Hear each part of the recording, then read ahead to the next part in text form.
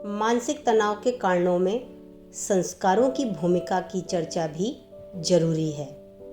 हिंदू विचारकों जैसे पतंजलि एवं स्वामी विवेकानंद के अनुसार पूर्व जन्मों के संचित संस्कार तो हम में होते ही हैं।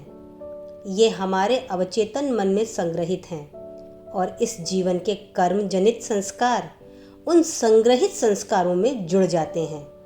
संस्कार शुभ और अशुभ दोनों होते हैं। इसमें से प्रत्येक व्यक्ति इन शुभ अशुभ संस्कारों की गठरी है।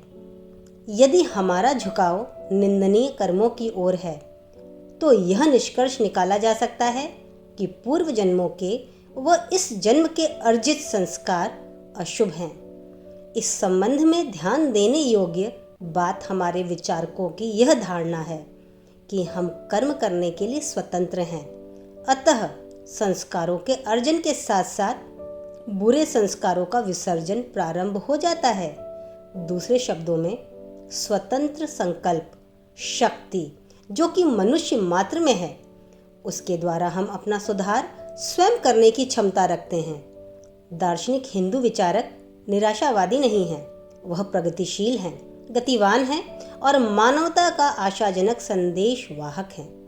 अन्य विचारणीय बातें वातावरण है। हम सौहार्दपूर्ण वातावरण में जी रहे हैं, लेकिन एकाएक हमारे सद प्रयत्नों के उपरांत भी हम त्याज्य भावनाओं के आवेश में बह जाते हैं। अशुभ संस्कारों के कारण ऐसा हो जाता है। ऐसा मानकर हम स्व प्रयत्नों की सहायता से ऐसी स्थिति पर काबू पा सकते हैं। यह उक्ति मनुष्य अपने भाग्य का निर्माता है, उपयुक्त ही है। वर्तमान स्थिति को अंगीकार करने के साथ साथ यह भी ध्यान रखना चाहिए कि मेरे अंतः स्थल में दिव्य ज्योति भी है। मैं इस दिव्य ज्योतिर्मय संकल्प शक्ति को बटोर सकता हूँ, बुरे संस्कारों को धो सकता हूँ, उज्जवल भविष्य का निर्माण भी कर सकता हूँ। फ्राइड के विचारधारा के अनुसार तो मानसिक तनाव बड़ी कठिनाई से ही दूर हो सकता है। इनके मुताबिक जब तक अवचेतन में दबी हुई मूलभूत कामना तथा सुपर ईगो के तत्व अवधान में स्वैच्छिक आत्मनियंत्रण के बीच समाधान न हो जाए, तब तक मानसिक दबाव पर काबू पाना मुश्किल है। लेकिन हमारी मान्यता यह है कि धार्मिक दृष्टिकोण के विकास से इस तनाव को निर्मूल किया जा सकता है।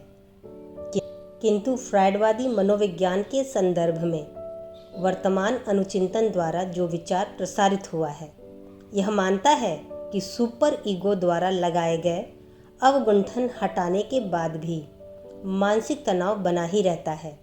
अतः उनके कथानुसार मानसिक अंतर्द्वंद पूर्ण रूप से समाप्त नहीं हो सकता।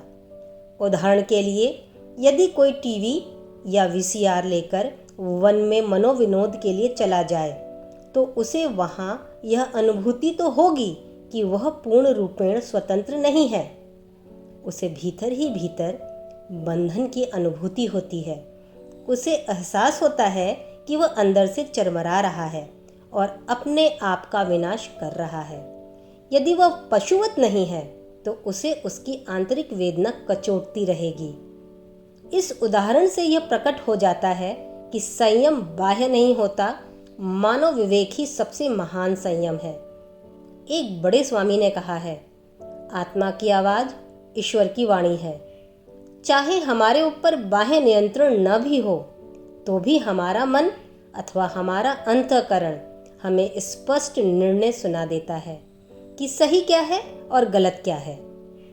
मनोवृत्ति अथवा निम्न श्रेणी के इंद्रिय सुखों कामना के लिए हम भले ही निर्जन वन में चले जाएं, तो भी हमें तनाव से छुटकारा नहीं मिलेगा। ऐसी परिस्थितियों में हमें यह स्वीकार करना पड़ेगा कि बाह्य परिस्थिति ही एकमात्र तनाव का कारण नहीं है। मूलभूत प्रवृत्तियों की कामनाएं जो कि देह सुख व अन्य संबंधित कारणों से प्रकट होती हैं, मानसिक तनाव में परिणत हो जाती हैं। मानसिक तनाव होने का एक अन्य कारण जीवन जीने के प्रति गलत धारणाएं भी हैं। यदि हम अपना जीवन समन्वित या संतुलित नहीं रखते अथवा अपने जीवन अस्तित्व के प्रति ही दृष्टिकोण नहीं अपनाते, तो हमारा तनाव की ओर अधोमुख होना निश्चित है। माना कि हमारे दैहिक कामनाओं के विफल हो जाने से तनाव होता है, लेकिन यदि हम अपनी कामनाओं को सही दिशा में परीक्षण करें तो हमें तनाव का उपचार भी तुरंत दृष्टिगत हो जाएगा। जो व्यक्ति आत्म अभिव्यक्ति के लिए अत्यंत आतुर रहते हैं वे भी साधारणतया मानसिक तनावग्रस्त होते हैं। जब वे अभिव्यक्ति आवेग से वंचित रह जाते हैं तो सामान्यतया ऐसा देखा गया है कि उनके व्यवहार में विचित्रता झलकने लगती है। वे विद्रोह का मार्ग अपनाने लगते हैं। जैसे कि जब माता पिता अपने बच्चों पर इस विश्वास के वशीभूत होकर कि इससे उनका भला होगा कुछ बंधन लगाते हैं तो बच्चे निश्चित रूप से विद्रोह करते हैं। उन्हें लगता है कि उनकी स्वतंत्रता पर अकारण ही अवरोध लगाया जा रहा है। जब माता पिता अपने बच्चों को आदेश देते हैं कि इतना अधिक टीवी मत देखो तो बच्चे टीवी देखने के लिए ललायत हो जाते हैं। बच्चे रोक टोक का बुरा मानते हैं। जैसे जैसे वे उम्र में बड़े होते हैं उनमें आत्म प्रकाशन की लालसा अधिक तीव्र होती जाती है। किशोरा अवस्था के बालकों के अनेक उदाहरण मिलते हैं जो अपने माता पिता के विचारों एवं आदर्शों के विपरीत व्यवहार करते हैं। यह उत्तरदायित्व माता पिता का ही है कि वे अपने बच्चों की मनोवैज्ञानिक मांगों को भली भांति समझकर उनके साथ तद अनुकूल व्यवहार करें। जब कभी भी बच्चों में यह भावना प्रबल होती दिखाई देती है उन पर हमेशा बंदिशें लगाई जाती हैं, अवरोध उपस्थित किए जाते हैं और उनकी इच्छाओं को विफल किया जा रहा है तो उनके लिए विद्रोह करना अनिवार्य हो जाता है। थोड़ी सी समझदारी मात्र से यह स्थिति टाली जा सकती है। बच्चों की आत्म अभिव्यक्ति की मांग के प्रति उनका रवैया सहानुभूतिपूर्ण होना चाहिए और ऐसे उपायों से बचने का प्रयत्न करना चाहिए जिसके परिणाम गंभीर हो सकते हैं। आत्म प्रकाशन के शुभ अवसर प्रदान किए बिना बच्चों के मन में अनेक प्रकार की अस्वाभाविकताएं पैदा हो जाएंगी। मानसिक तनाव का एक अन्य कारण बहुत भावनात्मक आवेग है जिसे हम महत्वाकांक्षा कहते हैं। एक व्यक्ति जिसमें प्राधिकार, पद अथवा बौद्धिक उपलब्धियों की प्रबल इच्छा होती है और वह दूसरों से कंपटीशन में मनचाहा फल पाने में अपने आप को सक्षम नहीं पाता अथवा किसी अन्य को पहले से ही उस पद पर आसीन देखता है जिसकी लालसा उसमें थी, तो वह अत्यंत निराश हो जाता है। तब उसे जो चाहिए उसे पाने में वह आशाहीन हो जाता है तथा भीषण तनाव से पीड़ित हो जाता है। जैसे कि विश्वविद्यालय में विभिन्न विभागों की अध्यक्षता का प्रश्न लीजिए। आजकल यह पद बारी बारी से दिया जाता है, अतः समस्या अधिक नहीं है। यदि इस नियम को समाप्त कर दिया जाए तो विभिन्न विभागों में जो प्रोफेसर हैं उनमें भारी तनाव हो जाएगा। एक व्यक्ति यह महसूस करता है कि अध्यक्ष पद के लिए उसकी विश्वसनीयता अधिक है, किंतु विश्वविद्यालय उसकी उच्च योग्यता को उचित मान्यता नहीं देता। दूसरे शब्दों में आकांक्षा असीम चिंता व तनाव उत्पन्न करती है। इन दिनों यह देखने में आया है कि युवा विद्वान तीव्र आकांक्षा के कारण मानसिक रोग एवं आकुलता से ग्रस्त हैं। उनके व्यवहार में अस्वस्थता एवं मनोदौर्बल्यता प्रकट होने लगती है। चिंता व मनोरोग से पीड़ित विद्वान वे हैं जो अपने कॉम्पिटिटर से सदा आगे निकलना चाहते हैं। जब उनकी इच्छाएं पूरी नहीं होती तो वे तीव्र मानसिक तनाव से घिर जाते हैं। इस प्रकार पद, मान एवं ख्याति की उच्च आकांक्षा तनाव का कारण बन जाती है। तनाव उत्पन्न करने वाले घटकों में एक और कारण बौद्धिकवाद है।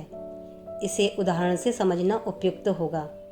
मान लीजिए एक व्यक्ति विद्वानों के परिवार में जन्म लेता है, जहां प्रत्येक व्यक्ति उच्च शिक्षा प्राप्त करता है। कोई महान स्नातक है, कोई डॉक्टर है इत्यादि। सभी की शैक्षणिक क्षमताएं चमत्कारपूर्ण हैं, किंतु यह व्यक्ति इतना मेधावी नहीं है, यद्यपि इसकी रुचि अन्य क्षेत्र में है।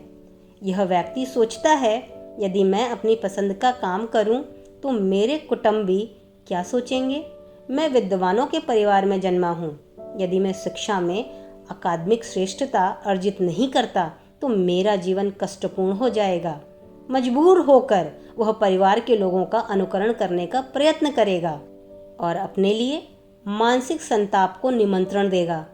किंतु वह अपने आप को स्वस्थ रख सकता है यदि वह सोचे कि मेरी क्षमता व दक्षता किसी अन्य क्षेत्र में है, मेरी विशिष्टता अलग है और मैं अपने ही क्षेत्र में श्रेष्ठता प्राप्त कर सकूंगा। मेरे लिए पिता अथवा दादा के समान अकादमिक श्रेष्ठता की उपलब्धि आवश्यक नहीं है। इस प्रकार यदि वह अपनी योग्यता व क्षमता के अनुकूल आगे बढ़ेगा तो वह प्रसन्नचित्त व संतुष्ट रहेगा तथा अपने जीवन के लक्ष्य को प्राप्त कर सकेगा। महत्वाकांक्षा हमें अत्यधिक परिश्रम करने के लिए बाध्य करती है और यदि व्यक्ति अति परिश्रमरत है तो उसका तनावग्रस्त होना निश्चित है। जिस व्यक्ति पर अनेक दायित्व हों वह उच्च आकांक्षा से अभिभूत अथवा अन्य कारण से विश्राम नहीं कर पाता तथा निरंतर ही भयावह तनाव से ग्रसित रहता है। इस प्रकार प्रशंसनीय एवं समाज द्वारा मान्य उच्चतर मूल्य भी विभिन्न प्रकार के असंतुलन का कारण बनते हैं जो बहुत मानसिक तनाव की ओर ले जाते हैं।